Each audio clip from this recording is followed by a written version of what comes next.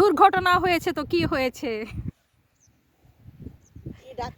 চিনি ছাড়া চা তো খাওয়াই যায় না, ভুল করে চিনি আনি নাই। যাই হোক, না না, মজাই লাগতেছে, খারাপ না। মজাই লাগতেছে, আমার পা আগুনের মতো চলতেছে ভাই। আচ্ছা যাই হোক, যারা এখানে আসবেন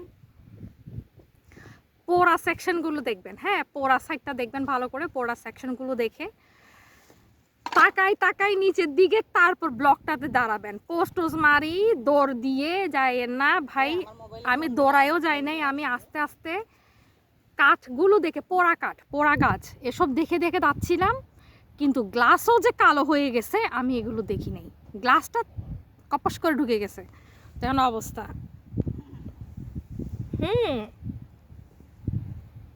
বহুত মানে আমার এটা মনে হয় দেড় ইঞ্চি কাটছে। তো আল্লাহ জানে ইয়া ইয়া যদি বলে যে সেলাই করতে হবে, তো আমি ওখানে শেষ ভাই। এক কিডনি স্টোনের সেলাই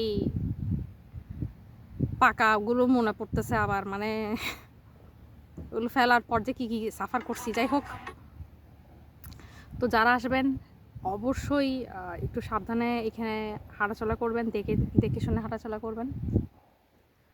আর জিনিসটা অনেক দূরে, অনেকখানি দূরে। আর সহজ একটা জিনিস কি জানেন, ফার্স্টে একটা 3 রাস্তার মোড় আসে, মিডলে ঢুকবেন, ঢুকে 10 মিনিট কি 15 মিনিট পরে আবার একটা 3 রাস্তার মোড় আসবে, আবার মিডল দিয়ে আসবেন, এরপর শুধু বামে বামে বামে, 3বার বামে যাওয়ার পরে সোজা এই রাস্তাটা দিয়ে একটা ব্রিজ আছে, আনসারদের একটা জায়গা আছে ওখানে চেকপোস্ট, এটা দিয়ে সোজা এসে বামেও ঢুকতে পারেন, ডানেও ঢুকতে পারেন, একদম ওই যে কল্পলোক আবাসিকের ডানে বামে গেছিলাম আমরা যেভাবে, এই সাইডটাও ঠিক এভাবেই ডানে বামে আপনারা আসা যাওয়া করতে পারবেন। এই হচ্ছে অবস্থা।